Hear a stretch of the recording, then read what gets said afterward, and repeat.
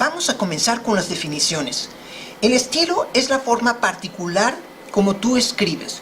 Y este estilo, la forma como uno escribe personalmente, se puede dividir en 5 partes.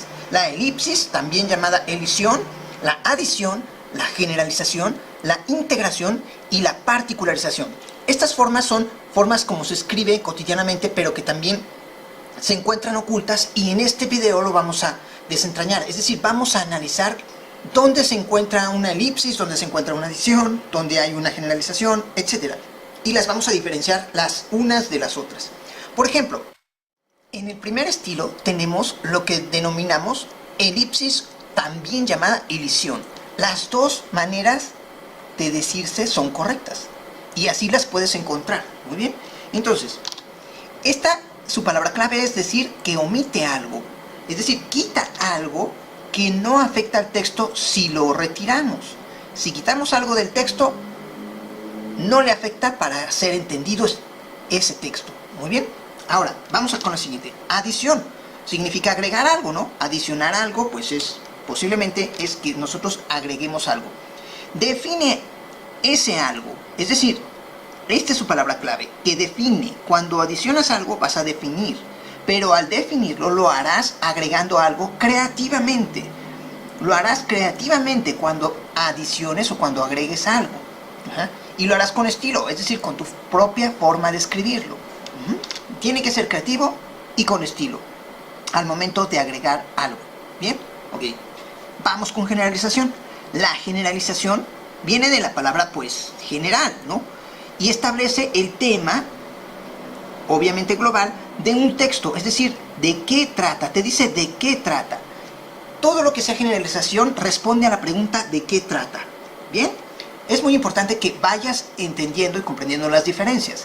La elipsis omite, la adición agrega, y la generalización te dice de qué trata algo. ¿Bien? En general. Después tenemos la integración. Integra algo de un todo. A partir de un todo lo integra. Menciona en pocas palabras qué se hace o qué sucede en todo el texto. ¿Sí? ¿Qué se hace o qué sucede en todo el texto? Lo dice en pocas palabras. Aquí sería, por ejemplo, los titulares de las noticias en los periódicos.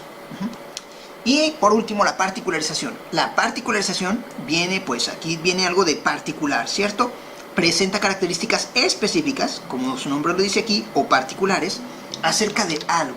Pero siempre lo dice en sentido figurado. Es muy importante. Nunca lo dice en sentido directo. Ya veremos lo que significa sentido figurado, ¿ok?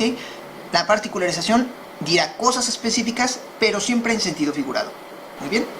Entonces, estos son los 5 recursos de estilo, los 5 recursos estilísticos: edición, adición, generalización, integración y particularización. Vamos a empezar con la edición. En una prueba de aptitud se reconoce por la pregunta ¿cuál enunciado puede omitirse sin perder información necesaria? Entonces, la palabra clave aquí, la palabra fundamental es se omite. Entonces, dichosos los que pudieron ver a Miguel Marín, uno de los mejores arqueros que ha jugado en México, tanto que se ganó el apodo de Superman. ¿Por qué aquí en este punto? ¿Por qué aquí donde dice que se ganó? ¿Por qué en donde dice se ganó el apodo se encuentra la elipsis? Porque estamos omitiendo la persona a la que nos referimos. Si te fijas, estamos hablando de Miguel Marín.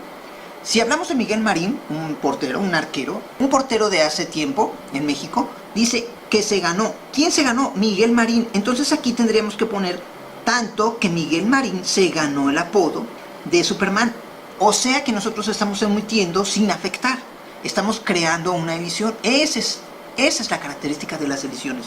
Que se están omitiendo datos sin afectar al texto. Se omiten datos sin afectar al texto.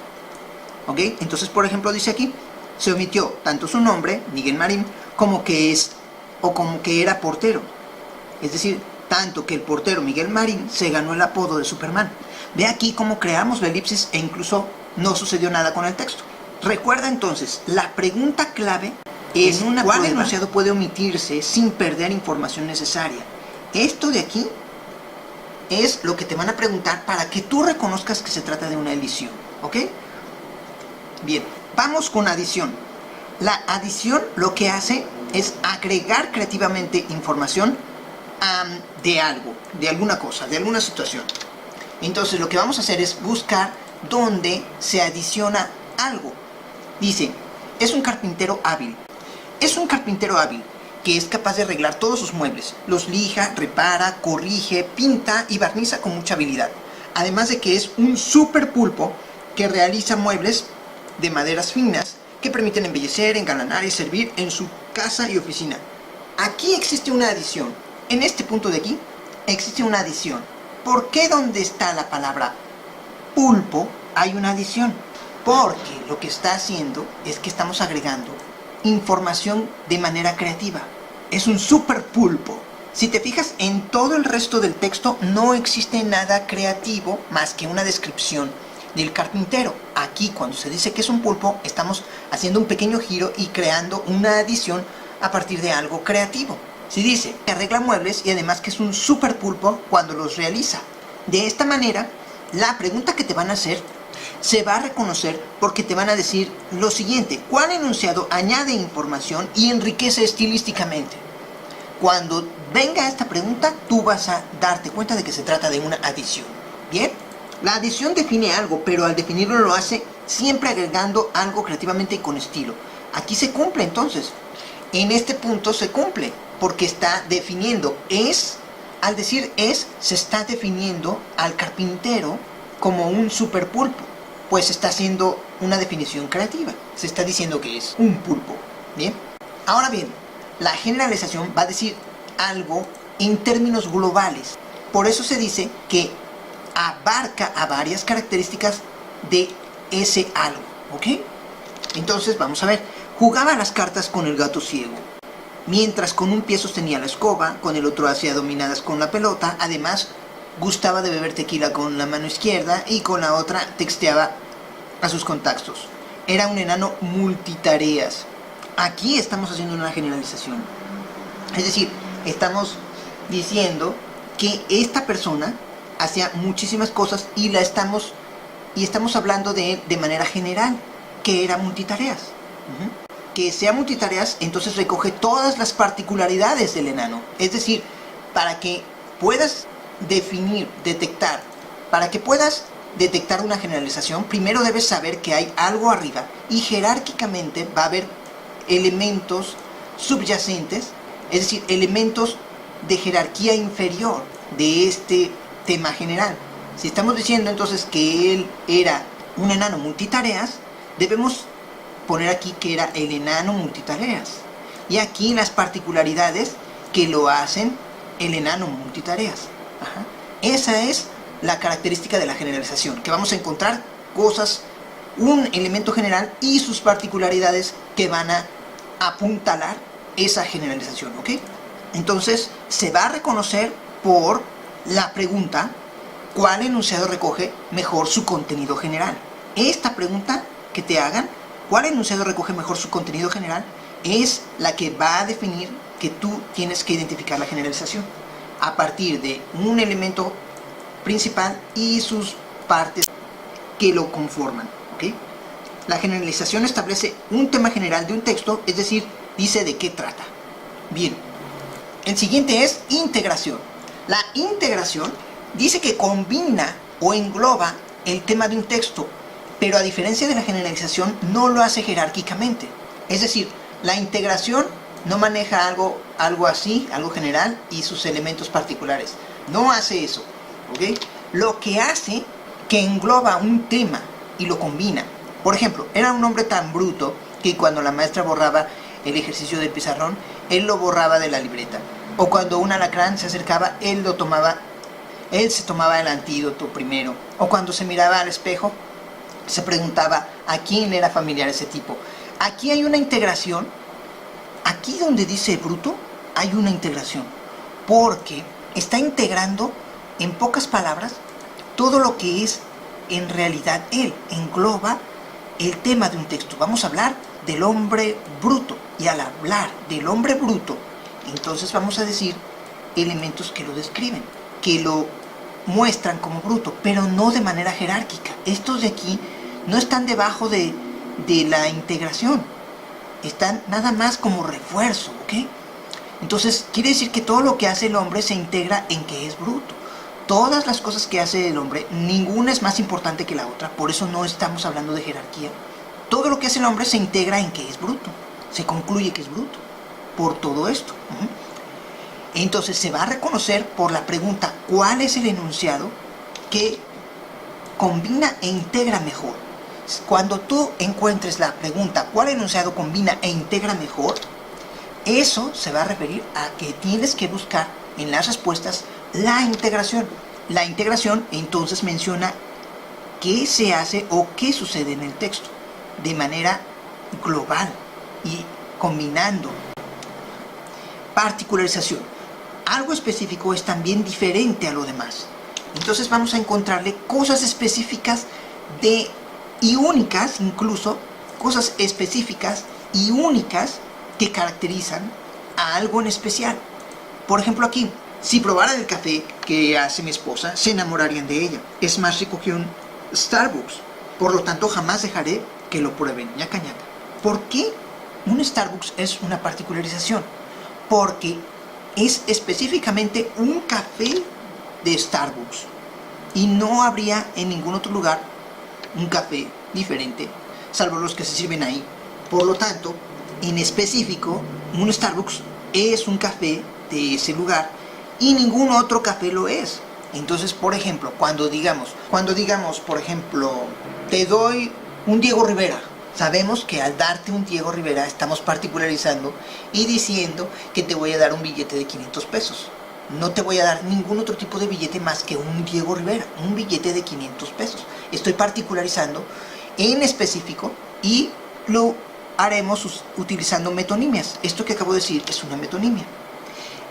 Se reconocerá por la pregunta cuál enunciado expresa indirectamente mejor. ¿Ok? Cuando encuentres una pregunta que diga cuál enunciado expresa indirectamente mejor, estaremos hablando de particularización. Y se refiere a indirectamente mejor porque no estamos diciendo un café que venden en Starbucks. Estamos diciendo un Starbucks. No estamos diciendo una pintura hecha por Salvador Dalí. Estamos diciendo, indirectamente estamos diciendo Dalí. Directamente nos referimos a la pintura e indirectamente nos referimos a quien la hizo, al pintor. Entonces la particularización siempre presenta un sentido figurado. ¿Okay? En resumen, si no quedó claro, aquí vamos a establecer bien la diferencia que nos permita aclarar entre generalización e integración. La generalización abarca lo que sucede.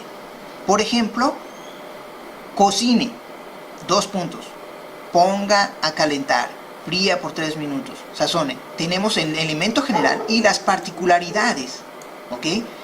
En la generalización siempre vamos a ver esta relación jerárquica. Cocine es en general lo que vas a hacer y en particular lo que vas a hacer va a ser poner a calentar, fría por 3 minutos, sazone. Estas son las particularidades. Eso siempre entonces vas a tener algo general con algo particular. En la integración no. En la integración va a englobar un hecho. Por ejemplo, los titulares de los periódicos, como les decía. Hombre cae desde escaleras hasta vías del metro.